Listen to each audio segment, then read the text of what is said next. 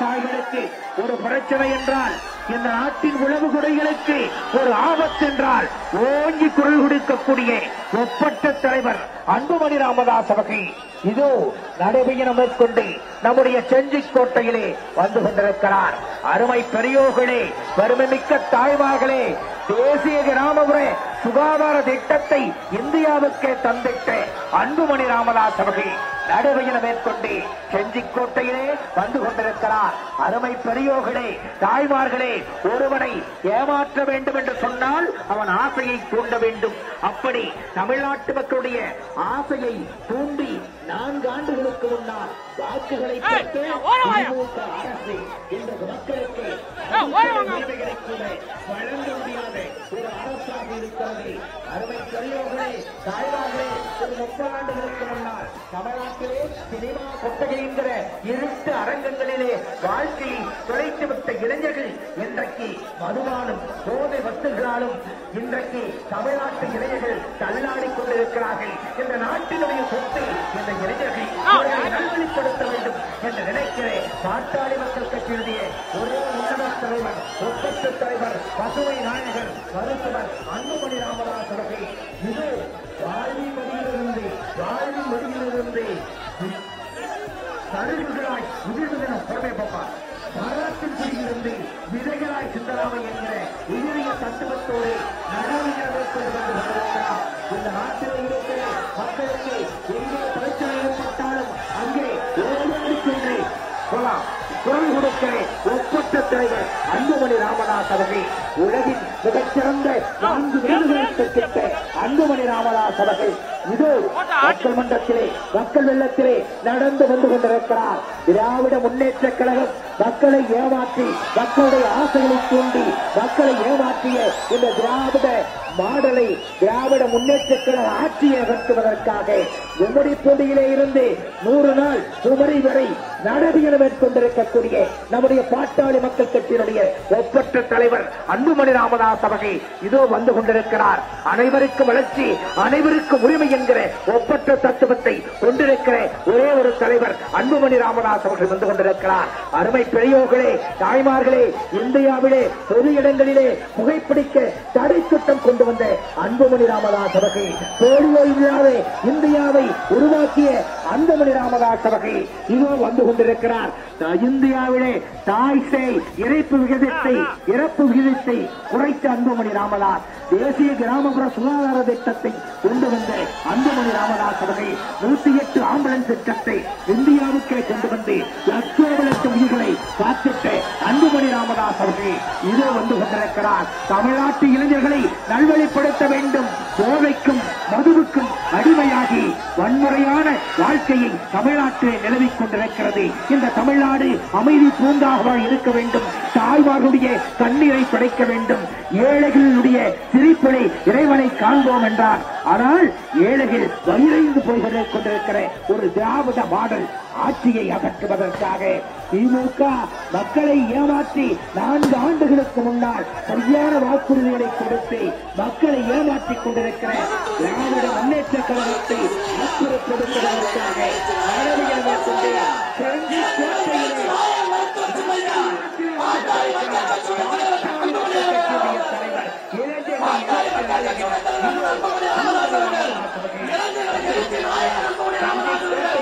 மக்களை பற்றி சிந்திக்கிறேன்.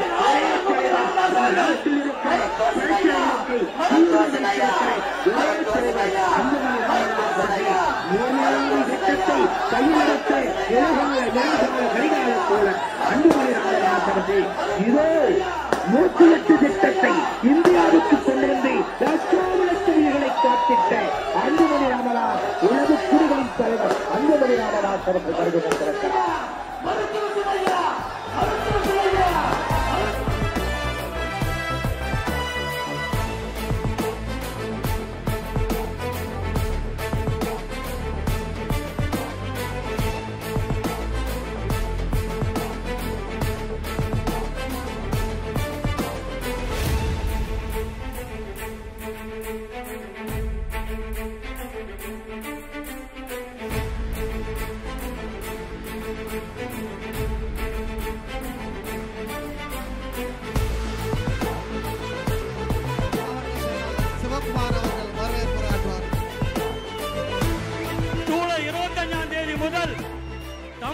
நடக்கின்ற திமுக ஆட்சியை கண்டித்து 100 நாள் நடைமுறை மேற்கொண்டிருக்கோம்.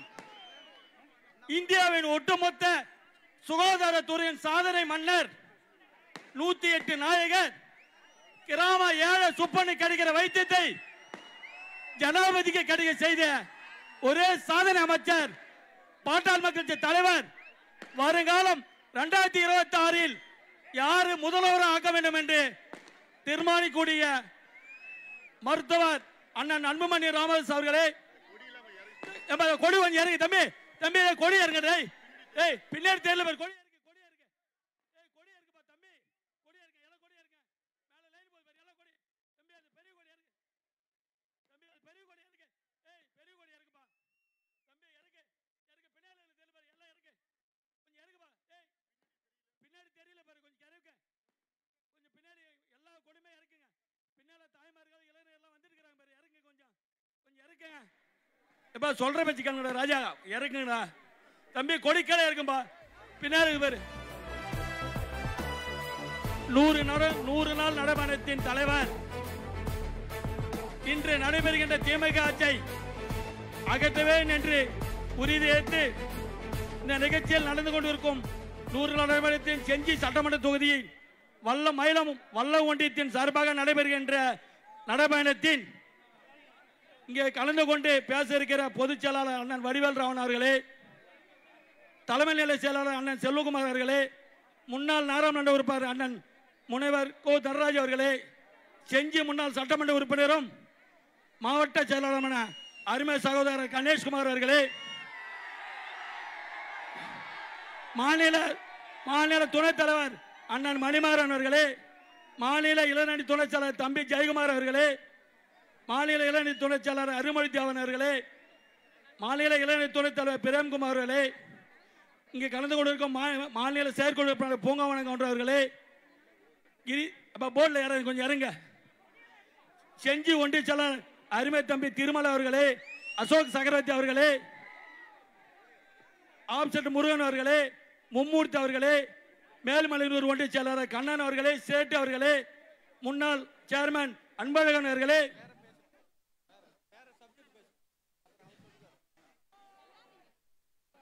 கண்ணன் அவர்களே, இறுதியாக நன்றி உரையாற்றுகிற சின்ன தம்பி அவர்களே, வல்ல ஒன்றிய ஹரிகிருஷ்ணன் பாண்டியன் சக்கரவர்த்தி வேலுசாமி அவர்களே, இந்த நிகழ்ச்சியில் கலந்து கொண்டிருக்கும் அனைத்து நிலைய பொறுப்பாளர்களே, இந்த நிகழ்ச்சியில் இங்கே இந்த பயணத்தை மேற்கொண்ட தமிழ்நாடு புறம் இருக்கும் மாநில இனப்பொச்சலர் அண்ணன் வைத்திய அவர்களே, இந்த மாவட்ட ஒருங்கிணைந்த பொறுப்பாளர் அண்ணன் ஜெயராமன் அவர்களே, இந்த பகுதியில் வல்ல ஒன்றியத்தில் கர்ணர் ராதாகிருஷ்ணன் மாவட்ட செங்கல்பட்டு மாவட்ட அவர்களே, நாமக்கல் வடிவேல் அவர்களே உள்ளிட்ட மேடையில் அனைவரும் பேர் சொல்ல வேண்டும். நேரத்தை கருதி மழை கருதி அனைவரும் இந்த பகுதியில் திண்டிவனம் டு திருவண்ணாமலை, திண்டிவனம் செஞ்சி திருவண்ணாமலைக்கு 2008ஆம் ஆண்டு அப்போது சுகாதாரத்துறை மந்திரியாக இருந்த அண்ணன் அவர்கள் தான் ஏவாவேலு ரயில்வே மினிஸ்டர் அவர்களும் பூஜை போட்டு திருப்பி மறுபடியும் நம்ம வேலுண்ணா ரயில்வே மினிஸ்டர் வேலு அப்பவே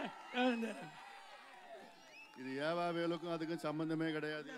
நம்ம அரங்கவேலு அரக்கோணம் எம்பி அவர் எடுத்துட்டு வந்தாரு. அதே போல இன்று தமிழ்நாட்டில் 8 வயசு குழந்தைக்கு திருவள்ளூர் சேர்ந்த 8 வயசு குழந்தைக்கும் பொள்ளாச்சியை சேர்ந்த 80 வயசு பாட்டிக்கும் பாதுகாப்பு இல்லாத ஒரு ஆட்சி. அதே போல இன்னைக்கு 505 வாக்குறுதிகளை கொடுத்து வெறும் 64 வாக்குறுதி 12.95% வாக்குறுதியை கூட நிறைவேற்றாத இந்த ஆட்சியை வெளியேற்றும் என்று உங்கள் அனைவரும் சார்பாக பத்திரிகையாளர், பாதுகாப்பு கொடுத்த காவல்துறை, இந்த நிகழ்ச்சியை சிறப்பாக ஏற்பாடு செய்த உத்தரவு பெற்ற அனைத்திற்கும் நன்றியை தெரிவித்து விடைபெறுகிறேன். நன்றி, வணக்கம். மாநில துணைத் தலைவர் மணிமாறன் அவர்கள்.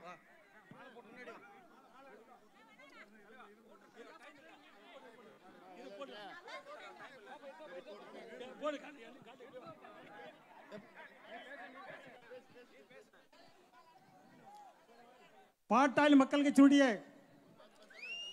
தலைவர் மருத்துவர் சின்னையா, சட்டமன்ற உறுப்பினர் சிவகுமார், முன்னாள் சட்டமன்ற உறுப்பினர் கணேஷ்குமார் உள்ளிட்ட அனைத்து பொறுப்பாளருக்கு வணக்கத்தை தெரிவித்துக் கொண்டு மருத்துவர் சின்னையா அவர்கள் மத்தியிலே சுகாதாரத்துறை அமைச்சராக இருக்கும்போது தாழ்த்தப்பட்ட மக்களுக்கு மத்தியிலே எம்பிபிஎஸ் உள்ளிட்ட தவிர MS, MD உள்ளிட்ட அனைத்து பொறுப்புக்கும் உயர் கல்விக்கு மத்திய சுகாதாரத்துறை அமைச்சராக இருக்கும்போது மருத்துவர் சின்னையா அவர்கள் இடஒதுக்கீடு பெற்று தந்தார்கள் இந்தியா முழுவதும். அதேபோல் பாட்டாளி மக்கள் கட்சி அதிகாரத்துக்கு வரும்போது தமிழ்நாட்டில் உள்ள 364 ஜாதிக்கும் சரியான சமமாக இடஒதுக்கீட்டை மருத்துவர் சின்னையா பாட்டாளி மக்கள் கட்சி தலைவர்கள் பெற்றுக் கொடுப்பார்கள். அதற்கு அனைத்து சமுதாய மக்களும் ஆதரவு அளிக்குமாறு உங்களை அன்போடு கேட்டுக்கொண்டு இந்த நடைபயணம் வெற்றி பெற்றுவிட்டது என்பதை தெரிவித்து நன்றி கூறி விடைபெறுகிறேன். நன்றி, வணக்கம். ஒன்றிய செயலாளர் அன்பழகன் அவர்கள். மருத்துவர் சின்னையா உள்ளிட்ட அனைவருக்கும் வணக்கம். சின்னையாவினுடைய உன்னத கொள்கை விவசாயத்திற்கு இலவசம், கல்வி இலவசம், மருத்துவம் இலவசம் என்று சொல்லுகின்ற உலக வரலாற்றிலே அரசியல் தலைவர்களின் தலை சிறந்த தலைவர் சின்னையாவின் பின்னணியில் அனைவரும் வருவோம் என்று கூறி வாய்ப்புக்கு நன்றி, வணக்கம்.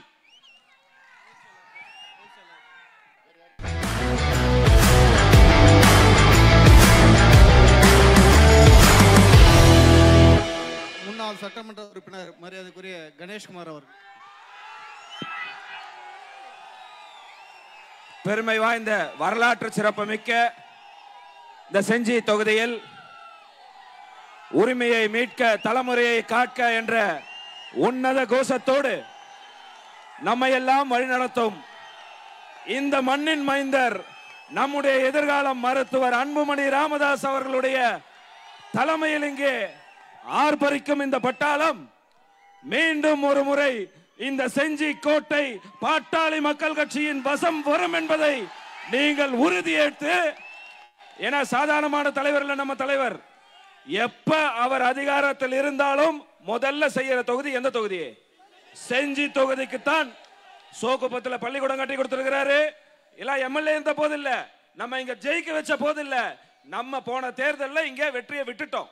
அப்படி விட்டாலும் கூட இந்த தொகுதிக்கு தேவையானதை கேட்டு கேட்டு கேட்டு செய்யக்கூடிய தலைவர் இன்னைக்கு நம்ம முன்னாடி வந்திருக்கிறாரு, நம்முடைய சின்னையா அவர்கள். இடையாளத்துல விளக்கு கேட்ட உடனே விளக்கு போட்டு கொடுத்தாரு. பொன்பத்தியில நமக்கு கோயிலுக்கு விளக்கு கேட்ட உடனே போட்டு கொடுத்தாரு. கேட்ட அடுத்த விஷயம் சுகாதார நிலையம், பூங்கா.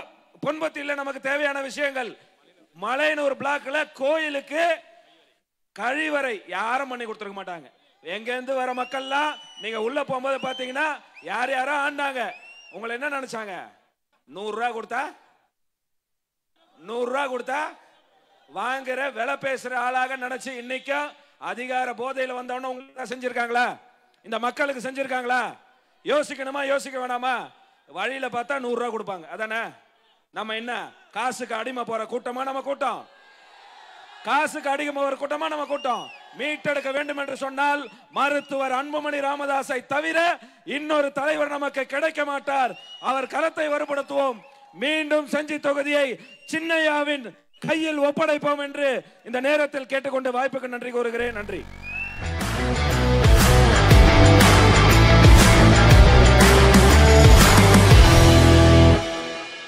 முன்னாள் நாடாளுமன்ற உறுப்பினர் மரியாதைக்குரிய தண்டராஜ் சார் அவர்கள்.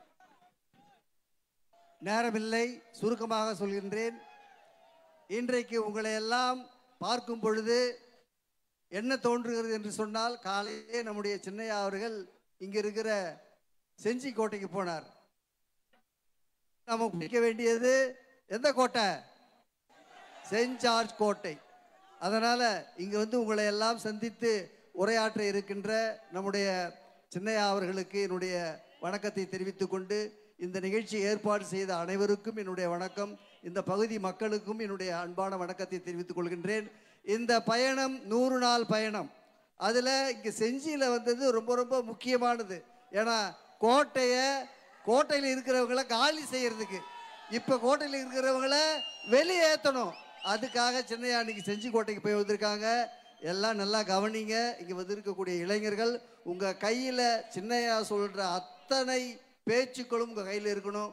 தினம் தினம் போட்டு காட்டணும். நீங்கள் யார் யாரெல்லாம் சந்திக்கிறீங்களோ அவங்கக்கிட்ட சொல்லுங்கள், எதுக்காக சின்னையா இந்த மாதிரி 100 நாள் பயணம் வராரு, என்ன உரிமையை மீட்டு தரப்போகிறாரு, தலைமுறையை காக்க போகிறாரு. நாளொரு மேனியும் பொழுதொரு வண்ணவுமாக இங்கே இருக்கக்கூடிய இளைஞர்கள் எல்லாம் தினம் தினம் ஒரு நாளைக்கு 10 பேர்கிட்டையாவது நீங்கள் இதை சொல்லணும். சொல்லி இந்த 100 நாள் பயணமும் சின்னையா எங்கெங்க போகிறாரோ எல்லாத்தையும் இந்த ஊடகவியல் வாயிலாக நீங்கள் எல்லோருக்கும் தெரியப்படுத்தணும். ஒரு மாற்றத்தை உருவாக்கணும். இங்கே ஒரு ஆவணம் வெளியிட்டிருக்காங்க, அந்த புத்தகமும் உங்கள் கையில் இருக்கணும். இங்கே இருக்கக்கூடிய வியாபார பெறக்கூடிய மக்கள் அனைத்து சமுதாயத்தினரும் அனைத்து கட்சியினரும் அதை படித்து பார்க்க வேண்டும். கையில் பைபிள் மாதிரி வச்சுக்கோங்க, குரான் மாதிரி வச்சுக்கோங்க, திருக்குறள் மாதிரி வச்சுக்கோங்க. அதை படித்து பாருங்க. ஒவ்வொரு வரியையும் நீங்கள் எடுத்து சொல்ல வேண்டும். உண்மையை சொல்லி இருக்கின்றார், உரிமையை மீட்டு தருவார், தலைமுறையை காப்பார். நன்றி.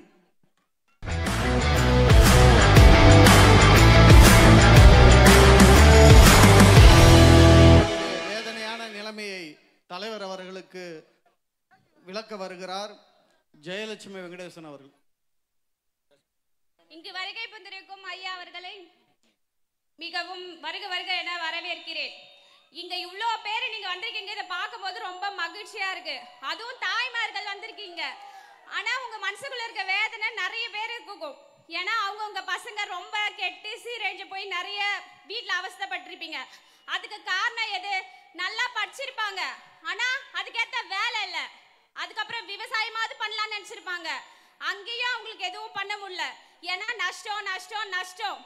கடைசியா தெருவுக்கு தெருவு ஊருக்கு ஊருன்னு ஒயின் ஷாப்பை திறந்து வச்சுட்டு உட்காந்துருக்காங்க. அதனால எல்லாரும் அங்க போய் சேர்ந்துடுறீங்க. இதனால என்ன ஆகுது? சின்ன வயசுல இருந்தே பசங்க போதைக்கு கஞ்சாவுக்குன்னு அடிமையாயிடுறாங்க. அதனால அவங்க படிப்பு போகுது, வாழ்க்கை போகுது, அடுத்த தலைமுறையும் அவங்களோட கெட்டு போகுது. குழந்தைங்களுக்கோ பெண்களுக்கோ பாதுகாப்பு கிடையாது. இதெல்லாம் மாறணும்னா அது உங்க கையில தான் இருக்கு.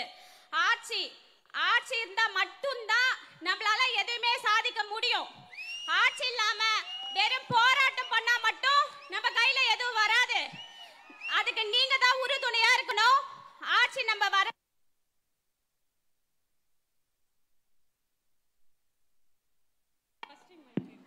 நீ சொன்ன பிரச்சனைகள் எல்லாத்துக்கும் யார் காரணம்?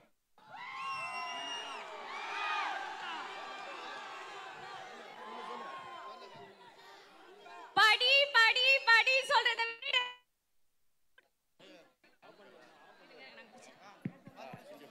படி படி படின்ற ஐயாவை விட்டுட்டு குடி குடி குடி குடின்ற பக்கம் தேர்தல் அப்ப காசு கொடுத்தா போதும், நீங்க ஓட்டு போட்டுருவீங்க. அதுக்கப்புறம் வர பிரச்சனை எல்லாத்தையும் நீங்களே அனுபவிச்சுப்பீங்க. அந்த ஒரு செகண்ட் அது யாரு காரணம்? நம்ம இத நான் சொல்ல தேவையில்ல, நீங்களே சொல்றீங்க. திமுக ஆட்சியில வர ஒருத்தரும் தான். அதுக்கு ஸ்டாலின் மட்டும் சொல்ல மாட்டேன், அவங்க ஆட்சி ஃபுல்லால வர தலைமுறை எல்லாமே அப்படிதான் இருக்கு. ஆனா நம்ம தலைமுறையில வரவங்க எப்படி இருக்கணும்? நல்லா படிச்சு நல்லா சாதிச்சு நல்ல பேர் வாங்கி தர மாதிரி இருக்கணும்.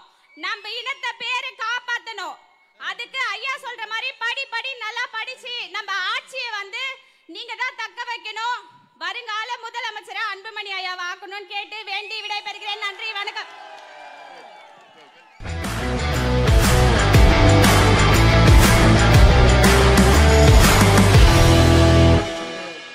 பொதுச் செயலாளர் மரியாதைக்குரிய வடிவேல் ராவணன் அவர். இந்திய அரசின் மேனாள் நலவியல் துறை அமைச்சர் நம் தலைவர் மருத்துவர் அன்புமணி ராமதாஸ் அவர்களே, மாவட்ட செயலாளர்கள், சட்டமன்ற உறுப்பினர் சிவக்குமார் அவர்களே, முன்னாள் சட்டமன்ற உறுப்பினர் கணேஷ்குமார் அவர்களே, மணிமாறன் அவர்களே, அன்பழகன் அவர்களே, தலைமை நிலை செயலாளர் செல்வக்குமார் அவர்களே, இங்கே வருகை தந்து சிறப்பித்துக் கொண்டிருக்கும் மேடையில் இருக்கிற தலைவர்களே, உங்கள் அனைவருக்கும், அத்துடன் இந்த செஞ்சி வாழ் பெரியோர்கள், தாய்மார்கள், வணிக பெருமக்கள், காவல்துறை அன்பர்கள், ஊடகவியல் நண்பர்கள் அனைவருக்கும் என் அன்பார்ந்த வணக்கங்களை தெரிவித்துக் கொள்கிறேன். கடந்த 70 ஆண்டுகளில் திராவிட முன்னேற்ற கழக ஆட்சி இந்த தமிழகத்தை சீரழித்து விட்டது. இளைஞர்களுக்கு கஞ்சா முதலான போதைப் பொருள்கள், பெண்களுக்கு தொலைக்காட்சி, மயக்க காட்சிகள் இப்படி பலவாறாக தமிழகத்தை சீரழித்துவிட்டு இன்று யாருக்கும் பாதுகாப்பில்லாத நிலையில் இளைஞர்களுக்கு வேலை வாய்ப்பு இல்லை, பெண்களுக்கு பாதுகாப்பு இல்லை, இளைஞர்களுக்கு எதிர்காலம் இல்லை என்கிற வகையிலே மோசமான கேடுகட்ட ஆட்சி நடத்தி கொண்டிருக்கிற திராவிட முன்னேற்ற கழக ஆட்சியை அகற்றிவிட்டு ஒரு நல்ல ஆட்சியை தமிழகத்திலே நீங்கள் தான் ஏற்படுத்த வேண்டும். அதற்கான தகுதியுள்ள தலைவர், நடுவண் அரசிலே 5 ஆண்டுகள் சிறப்பாக பணியாற்றி உலக புகழ்பெற்ற நம் தலைவர் மருத்துவர் அன்புமணி ராமதாஸ் அவர்கள் தலைமையிலே வருகிற 26ஆம் ஆண்டு பொது தேர்தலில் வெற்றி பெற செய்து அவருடைய தலைமையிலே ஒரு நல்லாட்சி அமைவதற்கு நீங்கள் எல்லாம் நம்முடைய தலைவரின் பின்னாலே அணிவகுத்து வர வேண்டும் என்று அன்போடு கேட்டுக்கொண்டு விடைபெறுகிறேன். நன்றி, வணக்கம்.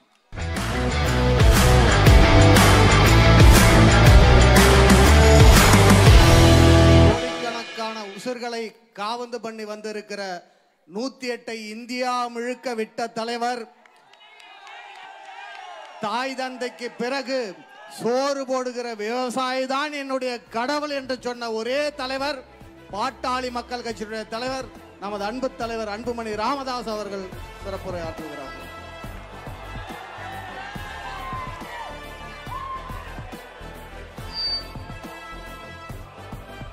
உரிமை மீட்க, தலைமுறை காக்க 100 நாள் நடைபயணத்தை மேற்கொண்டிருக்கின்றேன். இந்த நடைபயணத்தின் நோக்கம் உங்களுடைய உரிமைகளை மீட்டெடுக்க வேண்டும்.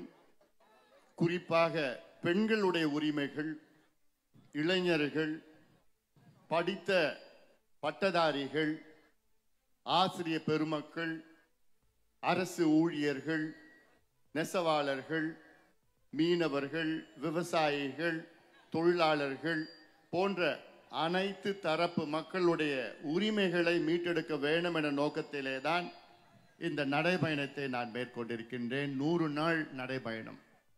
இங்கே நான் வந்த காரணம், உங்களிடம் ஓட்டு கேட்க நான் வரவில்லை.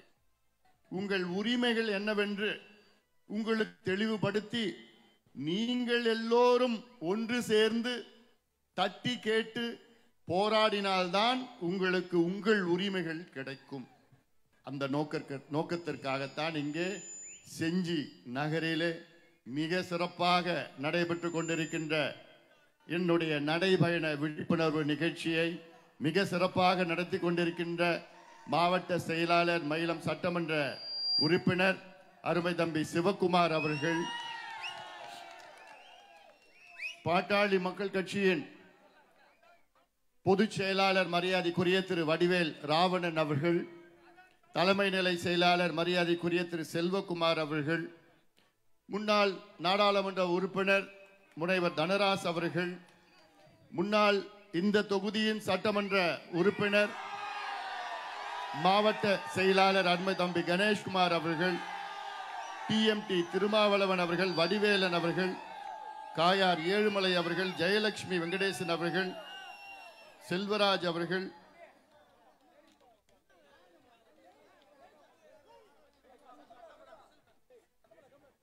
மணிமாறன் அவர்கள், பூங்காவன கவுண்டர் அவர்கள், அன்பழகன் அவர்கள், கோ அன்பழகன் அவர்கள், ஜெயக்குமார் அவர்கள், செல்வமணி அவர்கள், தென்னரசு அவர்கள், லக்ஷ்மணன் அவர்கள், காசிமுத்து அவர்கள், கொடுக்கன்குப்பம் ஏழுமலை அவர்கள், காலமேகம் அவர்கள், அருண்மொழி தேவன் அவர்கள், பிரேம்குமார் அவர்கள், சேட்டு என்கின்ற ரங்கநாதன் அவர்கள், அவ்வை ராசேந்திரன் அவர்கள், ஆர் கணபதி அவர்கள், சீனு தமிழ்ச்செல்வன் அவர்கள், மேல் இடையாளம் செல்வமணி அவர்கள், தேவனூர் சேகர் அவர்கள், TSR கலியமூர்த்தி அவர்கள், மாலா சிவகுமார் அவர்கள், கலையூர் சரவணன், கவுன்சிலர் மணிகண்டன், வெங்கடாஜலபதி ரெட்டியார் அவர்கள், பேசிட்டாரா,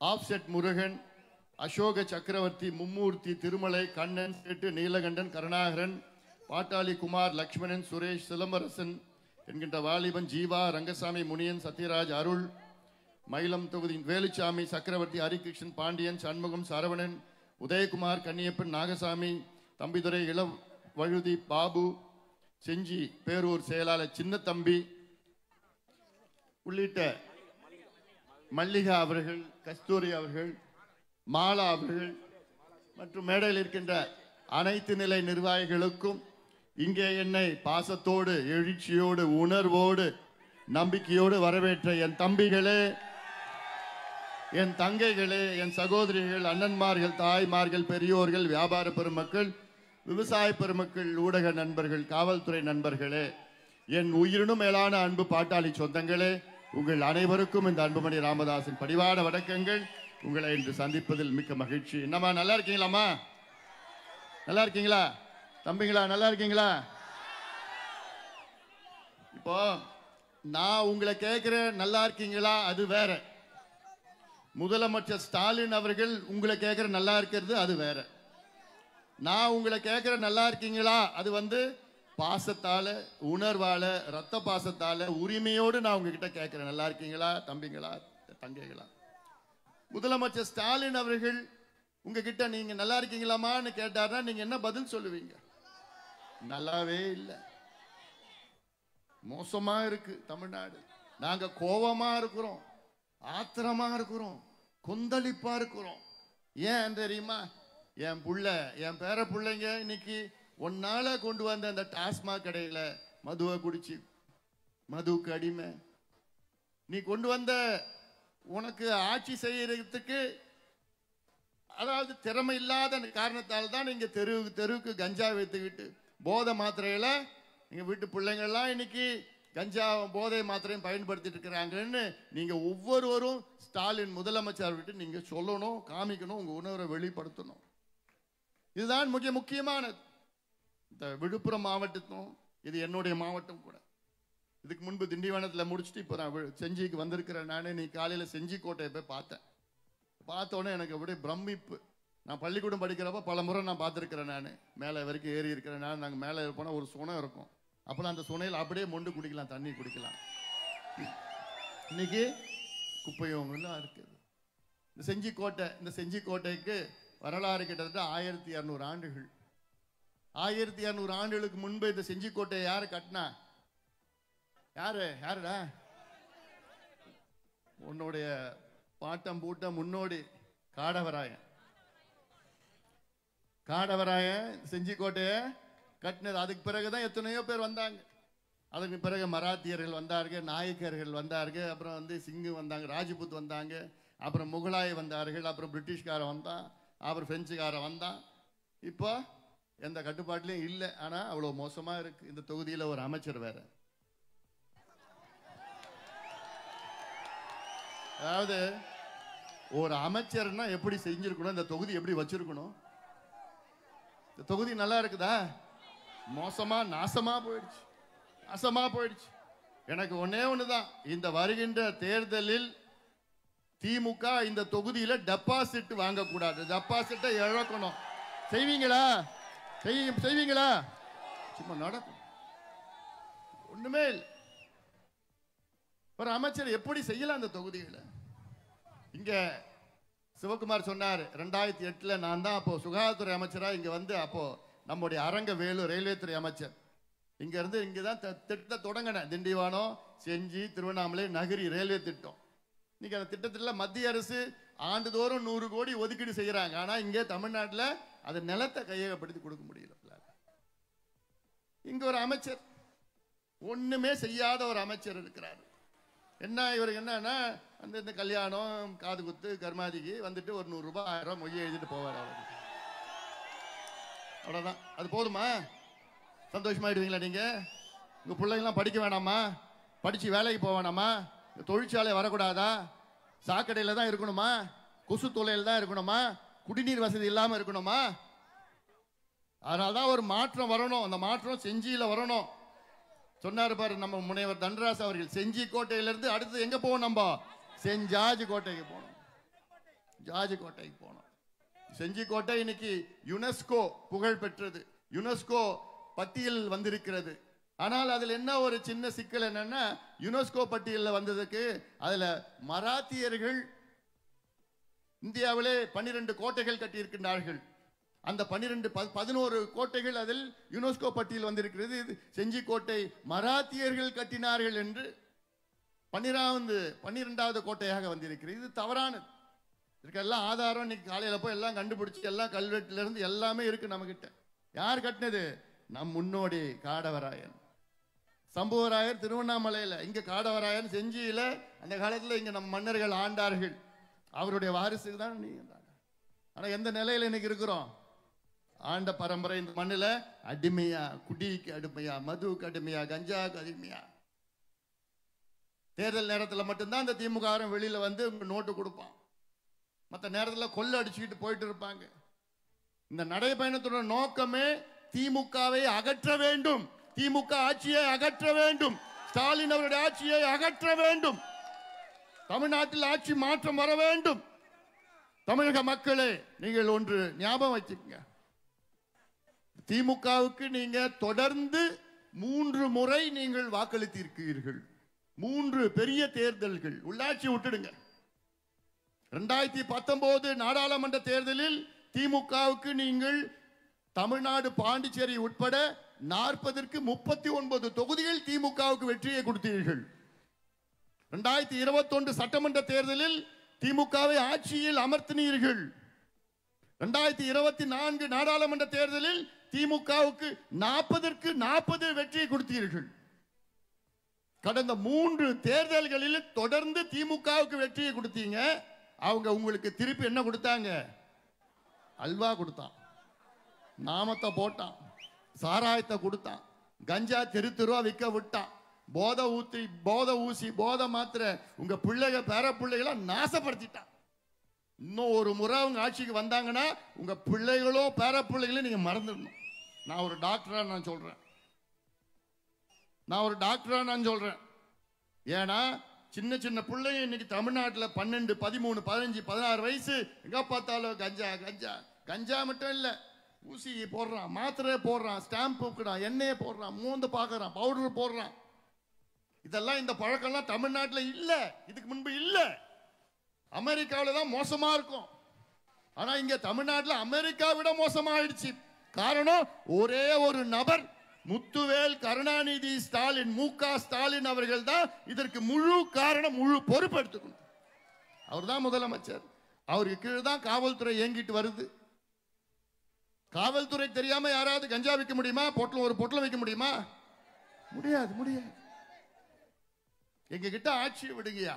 எனக்கு வேண்டியது 6 மாதம் இல்ல, 6 நாள்ல தமிழ்நாடு முழுதும் என்னால கஞ்சா, இந்த போதை பொருட்களை என்னால ஒழிக்க முடியும். 6 நாள் தான் எனக்கு தேவைப்படும், அதுக்கு மேல எனக்கு வேண்டாம். சும்மா நான் சொல்லல, என்னால செய்ய முடியும். நான் மத்தியில சுகாதாரத்துறை அமைச்சராக இருந்த நேரத்தில் இந்தியாவிலேயே எவ்வளவு பெரிய மாஃபியா, இந்த புகையிலை மாஃபியா, இந்த கஞ்சா, இந்த குட்கா மாஃபியா, டுபாக்கோ லாபினா உலகத்தில் பெரிய லாபி, பெரிய மோசடி கும்பல். அவர்களை தன்னந்தனியாக எதிர்த்து இந்தியாவுக்கே சட்டங்களை கொண்டு வந்தவன் இந்த அன்புமணி ராமதாஸ் கொண்டு வந்த பொது இடத்திலே புகைப்பிடிக்க கூடாது என்ற சட்டத்தை கொண்டு, புகையிலை பொருட்களில் எச்சரிக்கை விளம்பரங்களை கொண்டு வந்த, சினிமா துறையிலே புகை காட்சிகளை இருக்கக்கூடாது என்று கொண்டு வந்த, குட்காவை இந்தியாவிலே தடை செய்தவன் இந்த அன்புமணி ராமதாஸ். தமிழ்நாட்டில் என்னால பண்ண முடியாதா? எவ்வளவு திட்டங்கள் என்னிடம் இருக்கிறது. நேற்று பார்த்தா திருவண்ணாமலை மாவட்டத்தில் அந்த பக்கத்து தொகுதியில் நந்தன் கால்வாய் திட்டம், நந்தன் கால்வாய், இந்த கேள்விப்பட்டீங்களா தம்பிங்களா? தெரியும், சும்மா கேட்கிறேன். கேள்விப்பட்டிருக்கீங்களா? எப்ப கேள்விப்படுவீங்க? எலெக்ஷன் நேரத்தில் தானே. இப்ப வந்துருச்சு, தேர்தல் வந்துருச்சு. இப்ப வருவானுங்க திமுக காரங்க கும்ப பிடிச்சி நந்தன் கால்வாய் பாட்டு பாடிட்டு வருவானுங்க. வந்தான விரட்டி அடிங்க,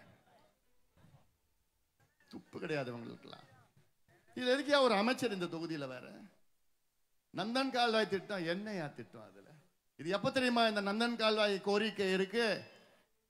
90 ஆண்டுகளாக கோரிக்கை. 90 ஆண்டுகள். ராஜாஜி சென்னை மாகாணத்தினுடைய முதலமைச்சர் 1938-39 அப்பத்துல இருந்து இந்த கோரிக்கை இருக்குயா. இது சாதாரண ஒரு திட்டம். நான் ஏன் சாதாரண ஒரு திட்டம் சொல்றேன்னா, தமிழ்நாட்டில் பெரிய பெரிய திட்டங்கள் இருக்கு, நீர்ப்பாச திட்டங்கள். அதெல்லாம் கிட்டத்தட்ட 3000 கோடி, 10,000 கோடி, 12,000 கோடி. இந்த திட்டம் எவ்வளவு, இன்னைக்கு எவ்வளவு செலவு தெரியுமா? இந்த திட்டம் 400 கோடி, அவ்வளவுதான். தமிழ்நாடு பட்ஜெட் எவ்வளவு தெரியுமா? ஒரு வருஷத்துக்கு போடுறான் 4.5 லட்சம் கோடி. ஒரு வருஷத்துல 4.5 லட்சம் கோடி பட்ஜெட்டை போடுறவன் இந்த நந்தன் கால்வாய்க்காக ஒரு 400 கோடி ஒதுக்கிட முடியாதா? அது என்னையா நந்தன் கால்வாய்? நந்தன் கால்வாய் என்னையா? அங்க கௌதி மலைன்னு ஒன்று இருக்கு திருவண்ணாமலையில். அங்க இருக்கிற தண்ணி துறிஞ்சல் ஆறு, ஓலையாறு, துறிஞ்சல் ஆறு, அது ரெண்டும் வந்து இணையது. கீரனூர் தடுப்பணை ஒன்று கட்டியிருக்கிறான். எப்போ? வெள்ளக்காரன் கட்டினது. அந்த தடுப்பணையில ஒரு கால்வாய் வெட்டி திருவண்ணாமலை மாவட்டத்தில் 14 ஏரிகள், விழுப்புரம் மாவட்டத்தில் 22 ஏரிகள், 36 ஏரிகளை நிரப்புற திட்டம். நேரடியாக மறைமுகமாக கிட்டத்தட்ட 100 ஏரிகள் நிரம்பும். என்ன திட்டம் இது? உபரி நீர் திட்டம்.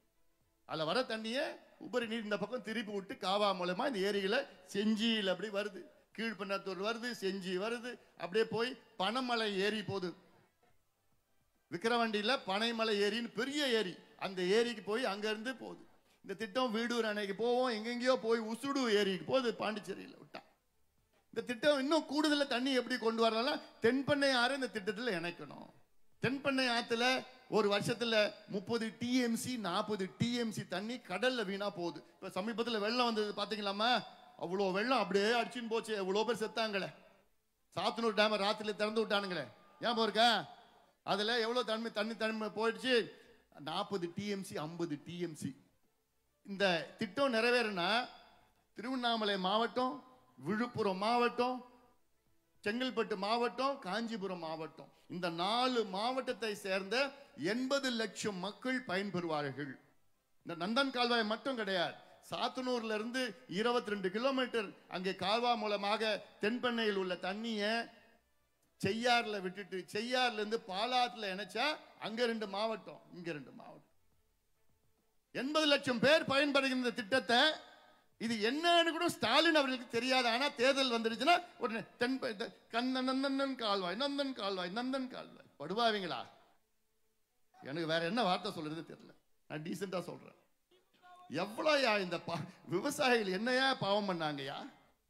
இந்த திட்டம் நிறைவேறதுக்கு உங்களுக்கு ஏயா துப்பு கிடையாது? எதுக்கியா உனக்கெல்லாம் அமைச்சர் பதவி? எதுக்கியா உனக்கெல்லாம் முதலமைச்சர் பதவி? இது ஒரு சாதாரண ஒரு திட்டம். இந்த திட்டத்துக்கு நாங்க போராடணும். இது விவசாய சங்கங்கள் அவ்வளோ போராட்டம் செய்யணும். இது எதுக்கியா ஒரு கலெக்டர், ஒரு அமைச்சர், ஒரு அரசாங்கம், ஒரு நிர்வாகம், எதுக்கியா அதுக்கு ஒரு நீர்வளத்துறைன்னு ஒரு துறை வச்சிருக்கீங்க? தமிழ்நாட்டில் 20 நீர்ப்பாசன திட்டங்கள் நிலுவையில் இருக்கு. இந்த திமுக ஆட்சிக்கு வந்து ஒரே ஒரு நீர்ப்பாசன திட்டத்திற்கு கூட நிதி ஒதுக்கீடு செய்யல. செஞ்சதெல்லாம் பழைய திட்டம். அதிமுக காலத்தில் முடிச்ச திட்டத்தில் இவங்க வந்து ரிப்பன் கட் பண்றானுங்க. அத்திக்கடவு அவிநாசி திட்டம் இவங்களுக்கு அதை பத்தி தெரியாது. அவங்களுக்கு என்னன்னு கூட தெரியாது. விவசாயம் என்னன்னு தெரியுமா ஸ்டாலின் அவர்களுக்கு? என்னன்னு தெரியுமா? ஒன்னும் தெரியாது. இப்ப பார்த்தா திடீர்னு அன்னைக்கு பார்த்தா விவசாயத்துறை அமைச்சர் வந்து முதலமைச்சருக்கு நன்றி சொல்றாராம். எதுக்கியா நன்றி? என்னன்னா நெல்லுக்கு ஒரு குவிண்டாலுக்கு 2500 ரூபாய் கொடுத்துட்டாங்களாம். கொடுத்துட்டேன். இவங்க எவ்வளவு தெரியுமா அதிகப்படுத்தினாங்க? போன வருஷத்துக்கு இந்த வருஷத்துக்கு 130 ரூபாய். அதாவது இவங்க தேர்தல் வாக்குறுதி என்ன சொன்னாங்கன்னா 2021 அந்த புக்கு கொடுங்க. இது இந்த புத்தகம் நான் வெளியிட்டு இருக்கிறேன் போன வாரம். இந்த புத்தகம் பேர் வந்து விடியல் எங்கே. இது ஒரு ஆவணம். இது ஆவணப்படுத்தி விடியல் எங்கே. இது ஒரு பார்த்தீங்கன்னா ஒரு இடிஞ்ச பாலம். இந்த படம் பார்த்தா இடிஞ்ச பாலம் எங்கன்னா தண்டராம்பட்டு, திருவண்ணாமலை மாவட்டம் தண்டராம்பட்டுல இடிஞ்ச பாலம். இந்த பாலத்தை யார் கட்டினா தெரியுமா? எத்திராஜுலு வஜ்ரவேலு என்கின்ற ஏவா வேலு. யார் அவர் பேர்? என்ன? எத்திராஜுலு வஜ்ரவேலு. எத்திராஜுலு வஜ்ரவேலு என்கின்ற ஏவா வேலு. இவர் கட்டின பாலம் 3 மாசம், 100 நாள் கூட வரல, அடிச்சுன்னு போயிடுச்சு. 16 கோடி சுவாக. இன்னும் இவங்க ஒரு 6 மாசத்துல திமுக ஆட்சி சுவாக முடிச்சிடுங்க. அவ்வளவுதான். இவங்கெல்லாம் ஆட்சி செய்யறதுக்கு துப்பு கிடையாது அவங்களுக்குலாம். இந்த புத்தகத்தில் என்னென்ன கொடுத்திருக்கேன்னா, திமுக ஆட்சி வருவதற்கு முன்பு உங்களுக்கு தமிழ்நாட்டு மக்களுக்கு கொடுத்த 505 வாக்குறுதிகள், தேர்தல் வாக்குறுதிகள் உங்களுக்கு கொடுத்தாங்க. நாங்க ஆட்சிக்கு வந்தா வானத்தை விழா அப்படியே மழிவோம், இது செய்வோம், அது செய்வோம், இப்படி பண்ணுவோம், அப்படி பண்ணுவோம்னு என்னென்னமோ சொல்லி ஆட்சிக்கு வந்துட்டாங்க. போய் சொல்லிட்டாங்க. எவ்வளவு எத்தனை பொய் சொன்னாங்க? 505 வாக்குறுதிகள். அதுல எத்தனை தெரியுமா இன்னைக்கு வரைக்கும் நிறைவேற்றிருக்கிறாங்க? 66. 505ல எவ்வளவு நிறைவேற்றிருக்கிறாங்க? வெறும் 66. இதைத்தான் இந்த புத்தகத்துல நான் குறிச்சிருக்கிறேன். ஏன்னா சும்மா நான் பேசணும்லாம் பேச மாட்டேன். என்னை பத்தி உங்களுக்கு தெரியும். புள்ளி விவரங்களோட தான் நான் பேசுவேன். இது கிட்டத்தட்ட எனக்கு 1 மாசம் ஆச்சு இந்த புள்ளி விவரம் சேகரிச்சு இதெல்லாம் ஒரு புத்தகம் போட்டு வெளியிட்டு இன்னைக்கு வரைக்கும் ஒரே ஒரு திமுக காரன் கூட இது எதிர்த்து பேசல. பேச முடியுமா அவங்களால? இல்லடா பண்றேன், நான் பேசுறேன், அமைதியாடுறா. சரி டேய் 10.5 10 ஏதா 10.5 கேட்குற? 5 கேளுடா. 10.5 கேட்டு 10 கேட்டுக்கிறேன். வரேன், அதுக்கு வரேன், அமைதியா. இந்த புத்தகத்தை எல்லாம் படிக்கணும். படிக்கிறீங்களா? ஆன்லைன்ல இருக்குது, எல்லாமே இருக்குது. நான் இன்னும் கொஞ்சம் கொடுக்க போறேன். எல்லாத்தையும் படிச்சு நீங்க கேள்வி கேட்கணும். ஒவ்வொரு திமுக காரங்க யாராவது உங்க ஊர்லயோ உங்க தெருவுலயோ உங்க கிராமத்திலயோ உங்க நகரத்துல யாரா வந்தாங்கன்னா இந்த புத்தகத்தை காமியோ, யாரையா ஏமாத்துற? எங்க அண்ணன் அன்புமணி புத்தகம் போட்டாரு, பதில் சொல்லியா? இனி நீ ஏமாத்தி ஓட்டு கேட்க வராத, இங்க வராதையா, போ, கிளம்பு கிளம்பு சொல்லுவீங்களா? அவசியம் சொல்லணும். ஏன்னா இந்த ஏமாத்து வேலை, இந்த பொய் சொல்ற திமுக வேணாம். இந்த புத்தகத்தில் 505 வாக்குறுதிகளில் அவர்கள் வெறும் 66 வாக்குறுதிகளை மட்டும்தான் நிறைவேற்றியிருக்கின்றார்கள். இது எத்தனை % தெரியுமா? வெறும் 13%. 12.94%. 13 வச்சுக்கீங்களா? ஆக திமுக கொடுத்த வாக்குறுதிகளில் வெறும் 13 விழுக்காடு வாக்குறுதிகளை மட்டும்தான் நிறைவேற்றியிருக்கின்றார்கள். இப்போ ஒரு தேர்வு எழுதுனீங்கன்னா எவ்வளவு பாஸ் மார்க்? 35 பாஸ் மார்க், குறைஞ்சது 35. திமுக எவ்வளவு வாங்கியிருக்கிறாங்க? எத்தனை மார்க் வாங்கியிருக்கிறாங்க? 13. எவ்வளவு மார்க்? 13 மார்க் தான் வாங்கியிருக்கிறாங்க திமுக. 13 மார்க் வாங்கினா என்ன ஆகும்? ஃபெயில் ஆகும். திமுக ஃபெயில் ஆயிடுச்சு. ஃபெயில் ஆன கட்சி மீண்டும் ஆட்சிக்கு வரலாமா? வரலாமா? வரக்கூடாதியா, வரக்கூடாது, வர விடக்கூடாது. நீங்க மீண்டும் இந்த பொய் மூட்டை எடுத்துட்டு வருவாங்க. இன்னைக்கு அனிதா, அதாவது நீட்டு தேர்வு எழுதி பாஸ் பண்ண முடியல, தற்கொலை பண்ணிக்கிச்சு 8 வருஷத்துக்கு முன்பு. அந்த நீட்டு தேர்வு இல்லைன்னா இந்நேரம் அனிதா ஒரு டாக்டர் ஆயிருந்து இன்னைக்கு வெற்றிகரமா இன்னைக்கு டாக்டர் பிராக்டிஸ் வந்திருக்கும். ஆனால் தற்கொலை பண்ணிக்கிச்சு. ஆனால் அனிதா ஒரு தற்கொலையை பயன்படுத்தி அது அரசியலாக்கி அதுக்கு பிறகு ஆட்சிக்கு வந்து, ஆட்சி வருவதற்கு முன்பு ஸ்டாலின் அவர்களும் சரி உதயநிதி அவர்களும் சரி தெரு தெருவா வந்து என்ன சொன்னாங்க? நாங்கள் ஆட்சிக்கு வந்தவுடன் ஒரே வாரத்தில் நீட்டை ஒழிப்போம். ஒழிச்சானுங்களா? அதான், அதாவது ஒரே வாரத்தில் 4.5 ஆண்டுகள் ஆகிறது. எந்த நம்பிக்கையில மறுபடியும் நீங்க தேர்தலில் வர போறீங்க? எப்படி நீங்க ஓட்டு கேட்பீங்க? மறுபடியும் என்ன சொல்லியிருக்கணும்? நாங்கள் ஆட்சிக்கு வந்தால் நீட்டு தேர்வு ஒழிப்பதற்கு நாங்கள் முயற்சி செய்வோம்னு சொல்லியிருக்கணும். நீங்க நாங்க ஒரே கையெழுத்துல நீட்டை ஒழிப்போம், ஒரே கையெழுத்துல நீட்டை ஒழிப்போம். ஒழிச்சிங்களா? ஐயா கீழ்ச்சிங்க. இதே போன்ற பொய்யான வாக்குறுதி இல்லாம இவங்களை நம்பி நீங்க போன தேர்தலில் 5 பவுன் நகைய பேங்க்ல வச்சீங்க. வந்ததா? ரத்து பண்ணானுங்களா? முடிஞ்சு போச்சு. நகை கடன் ரத்து, கல்வி கடன் ரத்து, விவசாய கடன் ரத்து, எல்லாம் ஏமாத்து. அடுத்தது நீங்க திமுக ஆட்சியை ரத்து பண்ணணும். திமுக ஆட்சியை நீங்க ரத்து பண்ணணும். தமிழ்நாடு மக்கள் ரத்து பண்ணணும். நான் கேட்டேன்ல உங்ககிட்ட, நம்ம மகிழ்ச்சியா இருக்கிறீங்களா? நான் கேட்கறது பாசத்துல நான் கேட்கிறேன். ஆனா இன்னைக்கு தமிழ்நாட்டில் யாருமே மகிழ்ச்சியா இல்லை. எல்லா விலைவாசியும் ஏத்திட்டாங்க. வீட்டு வரியை ஏத்திட்டாங்க. 175 விழுக்காடு வீட்டு வரியை ஏத்திட்டாங்க. குடிநீர் வரியை ஏத்திட்டாங்க. பஸ் கட்டணத்தை ஏத்திட்டாங்க. பால் வரியை ஏத்திட்டாங்க. விலைவாசியை ஏத்திட்டாங்க. கரண்ட் பில்ல 4 முறை ஏத்திட்டாங்க. 4 வருஷத்துல கரண்ட் பில்ல 4 முறை ஏத்திட்டாங்க. ஆனா என்ன சொன்னாங்க இந்த புத்தகத்துல? நாங்கள் ஆட்சிக்கு வந்தவுடன் மாதம் மாதம் கணக்கெடுப்பு நடத்துவோம் கரண்ட் பில்லுக்கு. மாசம் இப்ப 2 மாசத்துக்கு ஒரு முறை எடுக்கிறாங்க. மாசம் எடுத்தாங்கன்னா உங்க கரண்ட் பில்லு கிட்டத்தட்ட ஒரு வருஷத்துக்கு அடிப்படையில் ஒரு வருஷத்துக்கு 6500 ரூபாய் குறையும். அது நான் சொல்றது மிக குறைவா கட்டுறது.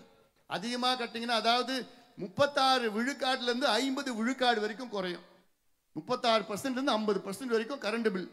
நினைச்சு பாருங்க மாசம் எடுத்தாங்கன்னா. ஆனா எல்லாமே பொய், எல்லாமே பத்தலாட்டம், எல்லாமே பொய். அதிக பொய் யாருக்கு சொல்லியிருக்கிறாங்க? விவசாயிகளுக்கு சொல்லியிருக்கிறாங்க. விவசாயிகள், என் பெற்றோருக்கு பிறகு எனக்கு விவசாயிகள் யாரு? என்னுடைய கடவுள், எனக்கு சோறு போடுற கடவுள் விவசாயிகள். ஆனா இன்னைக்கு விவசாயிகள் எல்லாம் கோபத்தில் இருக்கின்றால். அதான் சொன்னேன், இன்னைக்கு 2500 ரூபாய் ஒரு குவிண்டால் நெல்லுக்கு அவங்க வாக்குறுதி கொடுத்த நேரத்தில் ஒரு குவிண்டால்னா 100 கிலோ நெல் உற்பத்தி செய்யறதுக்கு அவங்க வாக்குறுதி கொடுத்த காலத்தில் 1850 ரூபாய். இன்னைக்கு கிட்டத்தட்ட 2800 ரூபாய் ஒரு குவிண்டால் நெல்லுக்கு இன்னைக்கு உற்பத்தி செய்யறதுக்கு. நம்ம என்ன கேட்டோம்? 3500 ரூபாய் ஒரு குவிண்டால் நெல், 100 மூட்டை நெல், 100 கிலோ நெல் 3500 ரூபாய் கொடுக்கணும்னு கேட்டோம். ஆனா இப்போ 2500 ரூபான்னு சொல்லியிருக்கிறாங்க. அந்த 2500 ரூபாய் இந்த ஏற்றிருக்கிறாங்கல்ல, 580 ரூபாய் ஏற்றிருக்கிறாங்க. அந்த 580 ரூபாயில 501 ரூபாய் மத்திய அரசு கொடுத்துருக்கு. 79 ரூபாய் தான் இங்கே தமிழ்நாடு அரசு போட்டிருக்கிறாங்க. இந்த 4 வருஷத்துல போட்டிருக்காங்க. இதுக்குள்ள எவ்வளோ நாம் பேசிட்டு போலாம்.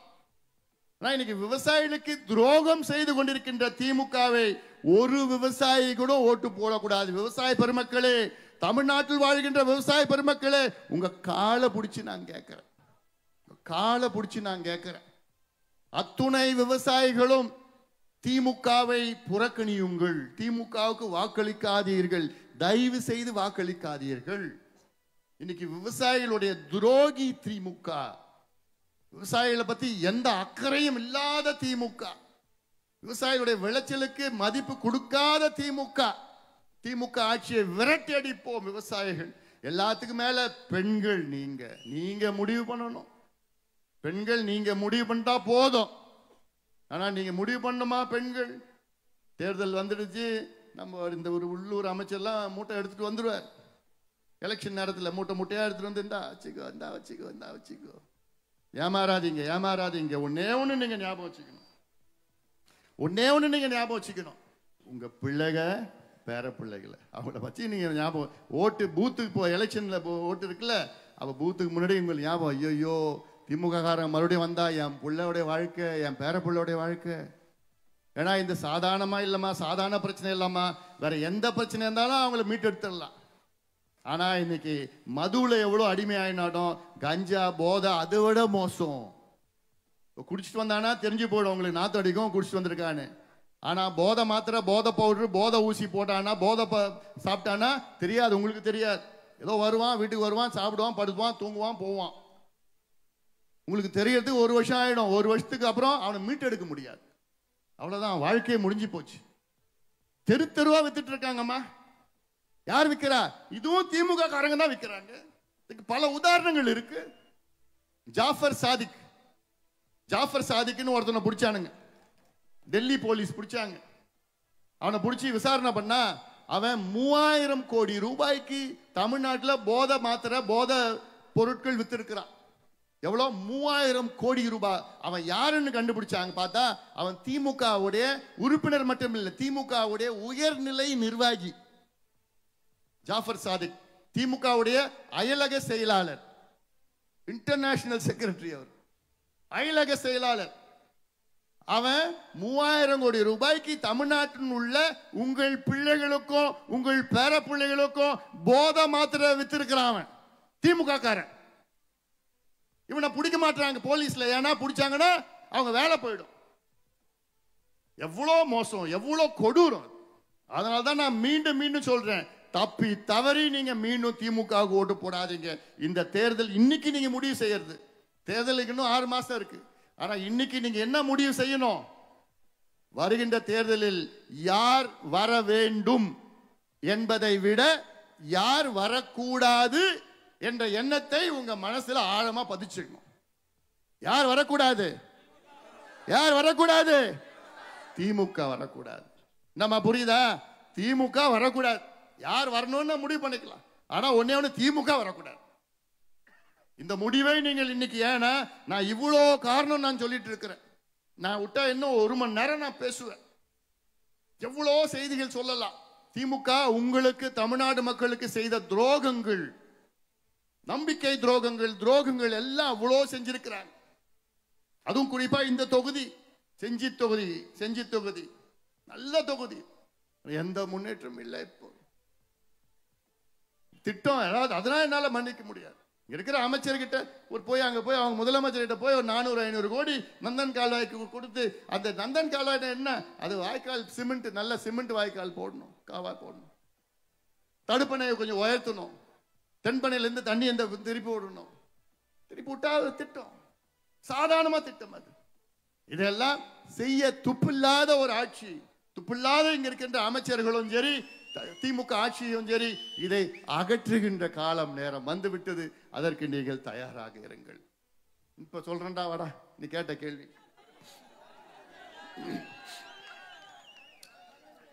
இன்னொரு முக்கியமானது என்னன்னா, இந்த என்னோட நடைபயணத்துல 10 உரிமைகள். அதுல முதல் உரிமை சமூக நீதிக்கான உரிமை. சமூக நீதினா என்னம்மா? சமூக நீதினா என்ன? சமூகத்தில் வளர்ந்த சமூகங்கள், அதாவது நல்லா படிச்சு நல்ல முன்னுக்கு வந்த சமூகங்களுக்கு நிகராக வளராத பின்தங்கி இருக்கின்ற சமூகங்கள்லாம் அந்த சமூகத்திற்கு நிகராக வளரணும். அதுதான் சமூக நீதி. கீழே இருக்கிற மக்கள் எல்லாம் மேலே வரணும், எல்லாமே நல்லா சமமா இருக்கணும், அதான் சமூக நீதி. சரி, இது எப்படி நடக்கும்? எப்படி நடக்குன்னா, கீழே இருக்கிற பாதாளத்தில் இருக்கிற அடித்தள மக்கள் எல்லாம் படிக்கணும், படிச்சு வேலைக்கு போகணும். இந்த படிக்கிறதுக்கும் வேலைக்கு போறதுக்கும் என்ன செய்யணும்னா, தனியா கவனம் செலுத்தணும். தனியா கவனம் செலுத்தி அவங்களுக்கு தனியா இடஒதுக்கீடு கொடுக்கணும். படிக்கிறதுக்கு இடஒதுக்கீடு கொடுக்கணும், வேலைக்கு இடஒதுக்கீடு கொடுக்கணும், அவங்க படிக்கிறதுக்கு கடன் கொடுக்கணும், அவங்க வீடு இருக்கிறதுக்கு வீடு கொடுக்கணும், அந்த வீட்டில் குடிக்கிறதுக்கு தண்ணி கொடுக்கணும், கரண்ட் கொடுக்கணும், பெண்களுக்கு பாதுகாப்பு கொடுக்கணும். இதுதான் எல்லாமே சமூக நீதி. இது எதையுமே செய்யாத திமுக ஆட்சி. இதை பத்தி என்னன்னு கூட தெரியாத முதலமைச்சர் ஸ்டாலின் அவர்கள். ஆனா அவர் ஒரு வசனம் மட்டும் பேசுவார், நான் தந்தை பெரியாருடைய பேரப்பிள்ளை, அண்ணா எனக்கு தாத்தா, கருணாநிதி எங்க அப்பா, இப்படிலாம் பேசி வசனம் பேசி, ஸ்டாலின் அவர்களே, உங்களுக்கு இந்த பெருந்தலைவர்களுடைய பெயரை சொல்லுவதற்கு கூட தகுதி இல்லை உங்களுக்கு. ஸ்டாலின் அவர்களுக்கு, முதலமைச்சர் ஸ்டாலின் அவர்களே, உங்களுக்கும் சமூக நீதிக்கும் என்ன சம்பந்தம் இருக்கிறது? எந்த சம்பந்தமே கிடையாது. அவருக்கு என்னன்னு கூட தெரியலமா. சமூக நீதினா என்னன்னு கூட தெரியல. நாங்க கேட்கறது என்ன கேட்டோம்? சாதிவாரி கணக்கெடுப்பு நடத்துங்கள். சாதிவாரி கணக்கெடுப்பு ஏன் ஒரு சாதிக்காக கேட்கிறோமா? இல்ல, தமிழ்நாட்டில் உள்ள அனைத்து சாதிகளுக்காக நாங்கள் கேட்கின்றோம். தமிழ்நாட்டில் உள்ள அனைத்து சாதிகளுடைய நிலை என்ன, என்ன நிலையில் இருக்கிறாங்க, எந்த நிலையில் இருக்கிறாங்க தெரிஞ்சாதானே அந்த ஏற்ப நீங்க திட்டங்கள் கொடுக்க முடியும். இது ஏதோ வன்னியர் பிரச்சனை கிடையாது. இது வன்னியர்களுக்காக மட்டும் நாங்க கேட்கல, வன்னியர் போன்று இருக்கின்ற பட்டியலின சமுதாயத்திற்காகவும் கேட்கிறோம்.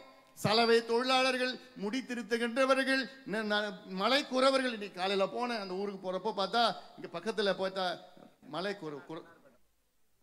என்ஆர்பேட்டை பக்கத்துல ஒரு 140 குடும்பம் பாவம், அந்த பாசிமணி ஊசி வித்துட்டு ஓடி வருதுங்க. ஐயா, எங்களுக்கு கரண்ட் இல்லையா, பாம்பு வருதுயா, வெளிச்சம் இல்லையா, குடிக்கிற தண்ணி இல்லையா. அப்போ என்னையா பண்ணிட்டு இருக்க? ஒரு அமைச்சர் தொகுதியா இது? வெக்கக்கேடியா அதெல்லாம்? இந்த கணக்கெடுப்பு ஏன் நடத்தினா, ஒரு உதாரணமா, இப்போ முடி திருத்துகின்ற சமுதாயம் இருக்கு. இந்த முடி திருத்துகிற சமுதாயம் தமிழ்நாட்டில் எத்தனை பேர் இருக்கிறாங்கன்னு ஒரு கணக்கெடுப்பு நடத்தணும். எல்லா சமுதாயம் கணக்கெடுப்புன்னா அவங்களுக்கு மட்டும் நடத்துறது கிடையாது.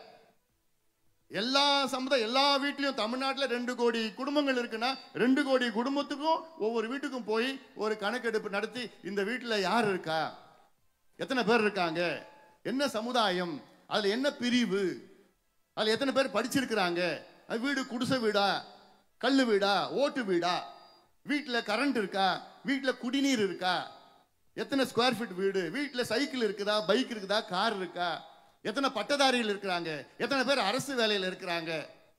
இது கணக்கெடுப்பு நடத்தி அதுக்கப்புறம் ஒரு குறிப்பு எடுத்து, இந்த குறிப்பெல்லாம் ஓஹோ இது மலை கூறவர்கள் இவ்வளோ பேர் இருக்காங்க, இவ்வளோ படிக்காத இருக்கிறாங்க, முடி திருத்துகின்ற சமுதாயம் இவ்வளோ பேர் இருக்காங்க, அவங்க இந்த நிலையில் இருக்கிறாங்க, சலவை தொழிலாளர்கள் இவ்வளோ பேர் இருக்காங்க, இந்த நிலையில் இருக்கிறாங்க, மீனவர் சமுதாயம் இவ்வளோ பேர் இருக்காங்க, இந்த நிலையில் இருக்கிறாங்க, வன்னியர்கள் இவ்வளோ பேர் இருக்கிறாங்க, இந்த நிலையில் இருக்கிறாங்க.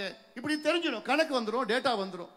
இந்த டேட்டா வச்சு தனியாக இடஒதுக்கீடு கொடுக்கலாம், தனியாக இல்லை உள்ஒதுக்கீடு கொடுக்கலாம், இல்லை இடஒதுக்கீடு அதிகப்படுத்தலாம், அவங்களுக்கு கடன் கொடுக்கலாம், படிக்கிறதுக்கு கடன் கொடுக்கலாம், தொழில் செய்யறதுக்கு கடன் கொடுக்கலாம், வீடு கட்டுறதுக்கு கடன் கொடுக்கலாம், நலத்திட்டங்கள் கொடுக்கலாம். அதுக்கு என்ன செய்யணும்? கணக்கெடுப்பு நடத்தணும். இந்த கணக்கெடுப்பு நடத்துறது சாதாரண வேலை என்ன தெரியுமா? 2 மாசம் தான் ஆகுமா. இது எவ்வளவு செலவாகும்னா 500 கோடி செலவாகும். நான் 500 கோடி சொல்றது என்னன்னா, தமிழ்நாட்டு ஒரு வருஷம் பட்ஜெட் 4.5 லட்சம் கோடி. 4.5 லட்சம் கோடியில வெறும் 500 கோடி 2 மாசம் 2.5 லட்சம் அரசு ஊழியர்கள் 2 மாசம் வீடு வீடா போனோம், அவ்வளவுதான். இந்த கணக்கெடுப்பு நடத்தி முடிச்சு எல்லா சமுதாயத்துக்கு தகுந்த மாதிரி அவங்க பின்தங்கிய நிலை, அவங்க மக்கள் தொகை எவ்வளோ, எந்த நிலையில இருக்காங்கன்னு தனித்தனியா அவங்களுக்கு தனித்தனியா இடஒதுக்கீடு, தனித்தனியா வேலை, தனித்தனியா அவங்களுக்கு வாழ்வாதாரம். இது செய்தா ஏற்றத்தாழ்வுகள், சமூகத்தில் ஏற்றத்தாழ்வுகளே கிடையாது, வராது. இன்னொரு உதாரணம் சொல்றேன். இப்ப பட்டியலின சமுதாயம் இருக்கு, எஸ்சி. பட்டியலின சமுதாயத்துல 3 பெரிய பிரிவுகள் இருக்கிறது. ஆதி திராவிடர்கள், அருந்ததியர்கள், தேவேந்திர குல வேளாளர், 3 பெரிய பிரிவு. உள்ள இருக்கிற உட்பிரிவுகள் 78 உட்பிரிவுகள் இருக்கிறது. இந்த 78 உட்பிரிவுகளில் வெறும் 8 பிரிவு தான், உட்பிரிவு தான் 18 விழுக்காடு இடஒதுக்கீட்டுல 15 விழுக்காடு அவங்க தட்டிட்டு போறாங்க. மீதி 70 உட்பிரிவுகளுக்கு மீதி 3% தான், 3% தான்.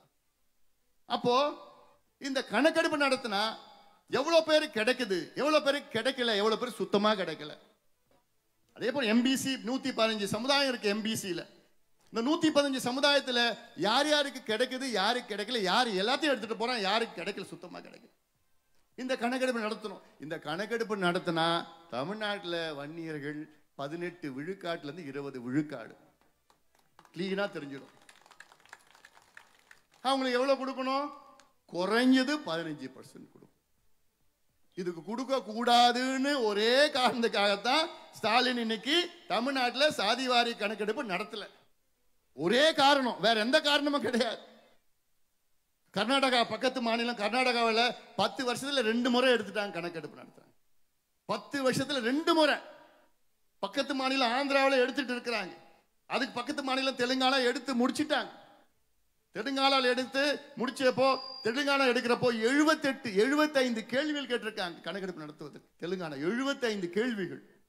பீகார்ல எடுத்து முடிச்சிட்டாங்க, ஒரிசால எடுத்துட்டு இருக்கிறாங்க. இவ்வளோ மாநிலங்கள்ல எடுத்து முடிச்சிட்டாங்க, எடுத்துட்டு இருக்கிறாங்க. ஆனா நம்மால் ஸ்டாலின் எடுக்கிறதுக்கு தயங்குறாரு. என்ன அவர் சொல்ற காரணம் என்ன சொல்றாரு தெரியுமா? எனக்கு அதிகாரம் இல்லை. யாருக்கு அதிகாரம் இல்லையா? முதலமைச்சர் ஸ்டாலின் அவர்களுக்கு தமிழ்நாட்டில் சாதிவாரி கணக்கெடுப்பு நடத்துவதற்கு அதிகாரம் இல்லை என பொய்யை சட்டமன்றத்துக்கு உள்ளேயும் சொல்றாரு, வெளியிலையும் சொல்றாரு.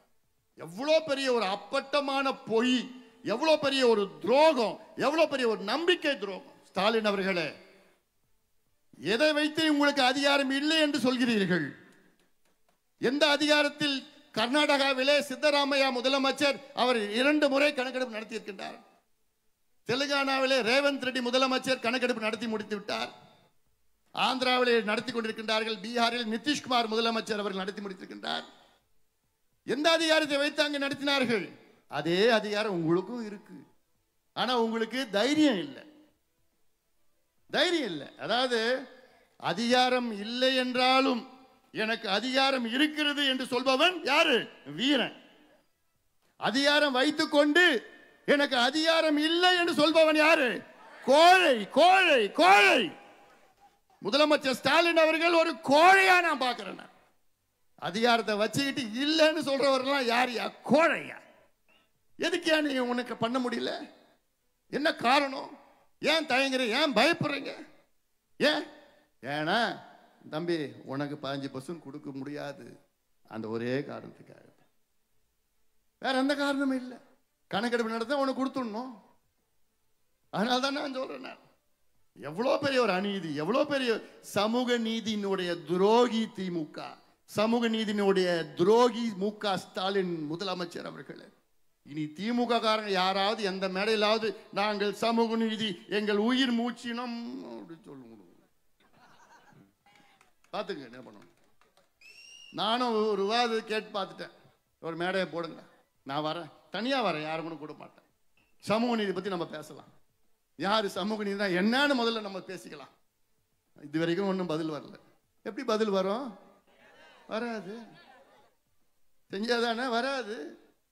அதனால எவ்வளவு துரோகங்கள் தமிழ்நாட்டுக்கு தொடர்ச்சியாக திமுக செய்து வருகிறது.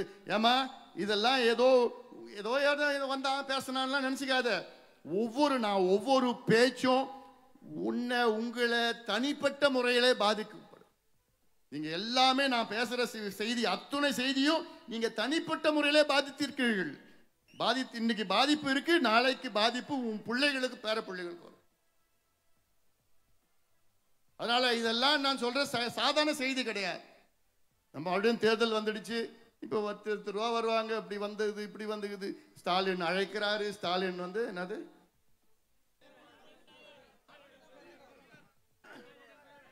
என்னென்னமோ பேர் சொல்லுவாங்க. எல்லாம் எதையும் நம்பாதீங்க. உங்களுடன் ஸ்டாலின் ஒரு முகாம் நடத்துறாங்களாம். முகாமில் வந்து உங்ககிட்ட வந்து கேட்குறாங்களாம் மனு கொடுங்கன்னு. அந்த மனு எங்கே தூக்கி போடுறானுங்க? தெளிவாக இருக்கீங்கடா, நீங்களா தெரிஞ்சு வச்சிருக்கீங்க. பரவாயில்ல, என்னப்பா செஞ்சியில் தெளிவாக இருக்கிறானுங்க.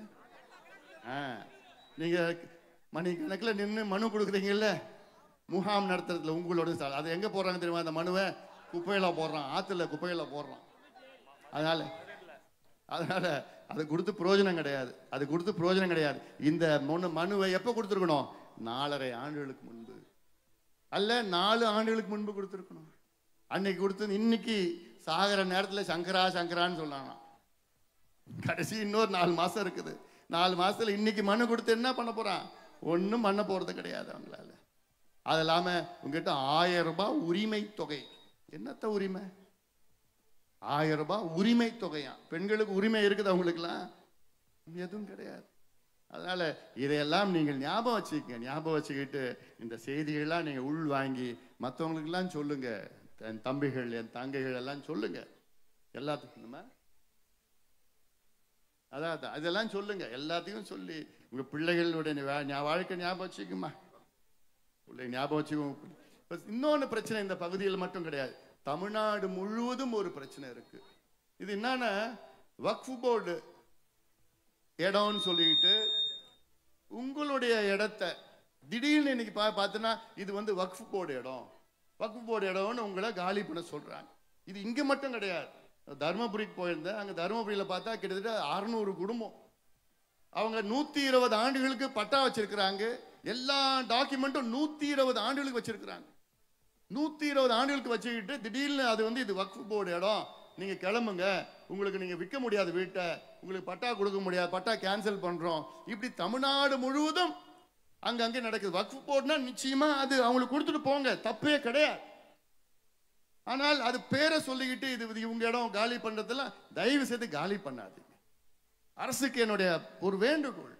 காலங்காலமா அந்த குடும்பமா வாழ்ந்துட்டு இருக்கிறாங்க. அவங்க வீடு இருக்கு, வேற ஏதாவது சும்மா வச்சிருந்தாலும் பரவாயில்ல, அவங்க வீட்டை காலி பண்ண சொல்லாதீங்க. இல்லைன்னா இதுக்கு போராட்டம் அங்கங்க போராட்டம் செஞ்சுட்டு இருக்கிறாங்க. அது ஒண்ணு. அடுத்ததுமா கடைசியா நான் சொல்றது என்னன்னா, தமிழ்நாட்டிலோட பெண்கள், உங்கள் பிள்ளைகள், குறிப்பா பெண் பிள்ளைகளை ஞாபகம் வச்சுக்கோங்க.